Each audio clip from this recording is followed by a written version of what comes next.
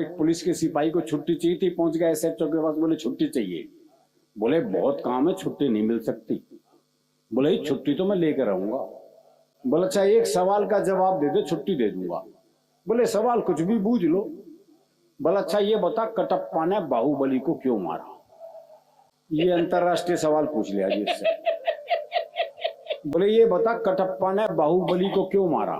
बोले हो सकता है बाहुबली ने कटप्पा को छुट्टी देने से मना कर दिया हो। क्या बात है, कमाल कमाल दादा, वाह, अभिनंदन, स्वागतम। थोड़ी देर हंसेंगे जी।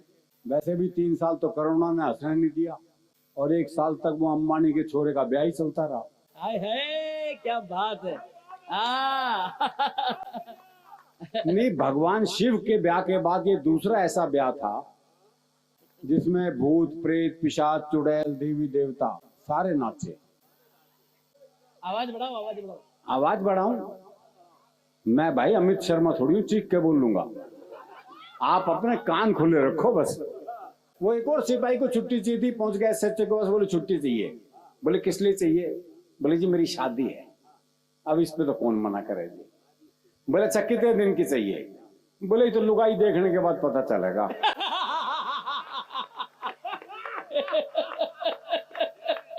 कारण ये है कि हम फुर्सत में रहते हैं, इसलिए हास्य रस में रहते हैं।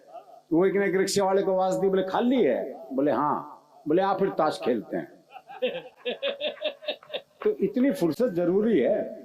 वो एक ने रिक्शे वाले से कहा, बोले स्टेशन चलेगा? बोले हाँ। बोले कितने पैसे? बोले 25 रुपए।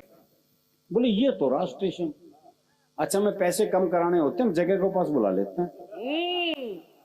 बोले ये तो रहा स्टेशन। रिक्शे वाला बोला हाथ नीचे कर ले वरना रेल के नीचे आ जाएगा। वाह बारीक बातें वैसे, वाह वाह वाह वाह। वो एक पहुंच गया हलवाई की दुकान पे, भाई ने छिक्के जलेबी खाई भरपेट। जब पैसे देने का नंबर आया, भाई ने जेब झाड़ दी, बोले पैसे तो नहीं है। अब दुकानदार दुकान से बाहर निकला, 15-20 मिनट तबीयत से धुना पीटा उसे। जब खुद थक गया पीट पीट के, तो वापस दुकान में चला गया। अच्छा वो भी कपड़े झाड़ के खड़ा हो गया है। बोले अब क्यों खड़ा है? जा। बोले इसी भाव 1 किलो और दे दे। वाह वाह वाह। तो मस्ती अपने भीतर रखिएगा साहब। पिता पे भी कविता सुनाई गौरी मिश्रा ने। हमारे यहाँ तो बाप बेटे के संबंध भी हास्य रस में ही है, इतनी करुणा वाला मामला होता ही नहीं।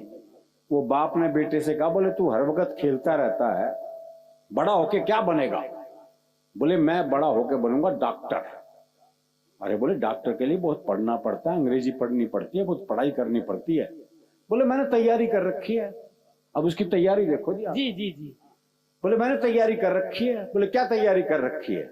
आई एम सॉरी, हम उसे नहीं बचा पाए। आए हाय क्या बात है। ये होता है बातों में से बात निकाल कर बात पैदा कर देना। एक बार जोरदार तालियों से हंगामा करें। आदरणीय स्वागत। और हरियाणा का आदमी तो ना ज्ञान लेता ना देता। एक बार हमने कुरुक्षेत्र में भगवान कृष्ण जी से ज्ञान ले लिया था, उसके बाद से बंद कर दिया। भाई जिसने कृष्ण जी से ज्ञान ले लिया हो, वो आजकल के नालतू फालतू बाबाओं से ज्ञान लेगा क्या? आजकल तो कोई भी टीवी चैनल खोल लो, कोई ना कोई बाबा ज्ञान देता मिलता है। अच्छा जिसे टीवी पर मौका नहीं मिलता वो बाहर ढूंढता फिरता। वो हरियाणा में एक बाबा जी सुबह से परेशान, कोई मिला ही नहीं जिसे ज्ञान दे सके। सुबह से शाम हो गई तो शाम को देखा एक छोरा हाथ में दिया जलाए आ रहा है। बाबा ने सोचा मिल गया मौका। बोले बेटे तुम्हें पता है ज्योति कहां से आती है? बाबा ने सोचा ये जवाब देगा और मैं प्रवचन। लेकिन छोरा हरियाणा का था जी, उसने मारी दिए क्या फूंक। बोले बाबा ये बताइए ज्योति गई कहां?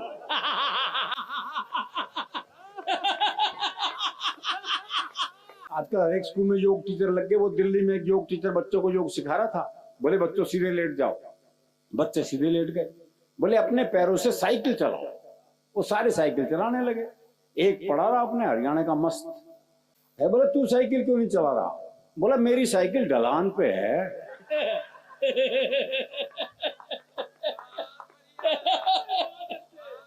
अब सिखा लो ने योग। ये आजकल के बच्चे सीखे सिखाए बच्चे हैं साहब, टीवी कंप्यूटर युग के बच्चे हैं। बल्कि मैं तो कहता हूँ 2000 के बाद से बच्चे तो पैदा ही नहीं हो रहे, बाप ही पैदा हो रहे हैं। बिल्कुल। इनसे बहस कर ही नहीं सकते आप। वो क्लास में टीचर ने सवाल कर दिया, बोले मान लो तुम्हारे पास 10 लड्डू हैं। बोले कैसे मान लूं जब है ही नहीं। बोले मान लो, गणित में माना जाता है। बोले माना है तो मान लिए। बोले 2 लड्डू किसी ने ले लिए। बोले पहले तो ये बता किसी ने ले लिए। अरे बोले मान लो ना किसी ने ले लिए। बोले अच्छा मान लिया, तो कितने बचे? बच्चा बोला जी 20। बोले ये कौन सा गणित है? बोले गणित में तेरी मानी जाएगी बस। हमारी भी मान ले भाई।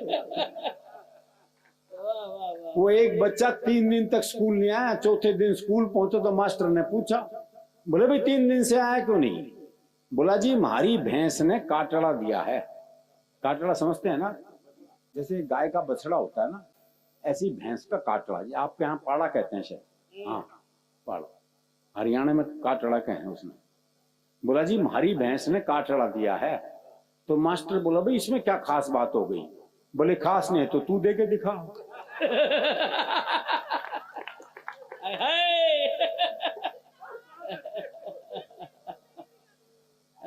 कितना सहज हास्य था भाई, वाह। नहीं ये आजकल वो चल रहा है ना, बेटी बचाओ बेटी पढ़ाओ। वो दिल्ली के कुछ स्कूलों में तो गुरुजी क्लास में आते हैं, बोले क्लास में जितनी लड़कियां उन्हें अपनी बहन मानो, जितनी लड़कियां उन्हें अपनी बहन मानो। तो एक खड़ा हो गया, बोले मैं तो ना मानू। बोले क्यों भाई, तू क्यों नहीं मानने का? बोले इतने मायरा कौन भरेगा।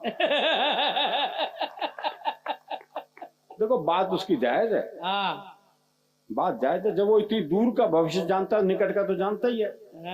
तो क्लास में टीचर ने सवाल कर दिया, बोले मैंने तुझे थप्पड़ मारा, इसका भविष्य काल बता। बच्चा बोला तेरी साइकिल में पंचर मिलेगा। कमाल कमाल कमाल।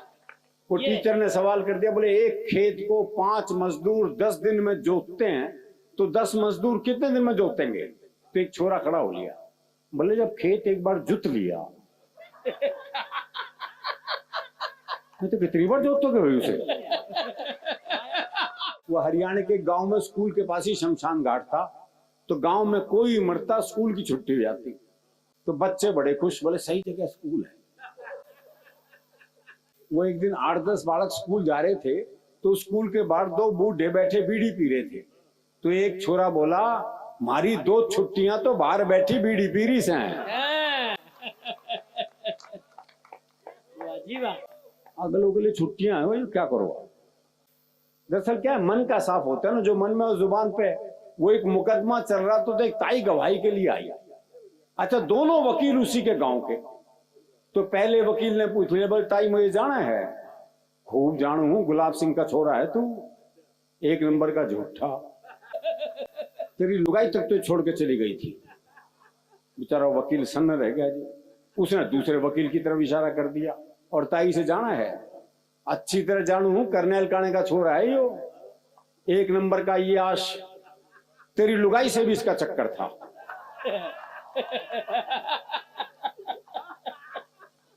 भाई साहब जज ने कोर्ट स्थगित की, अपने चैम्बर में गया, दोनों वकील बुलाए।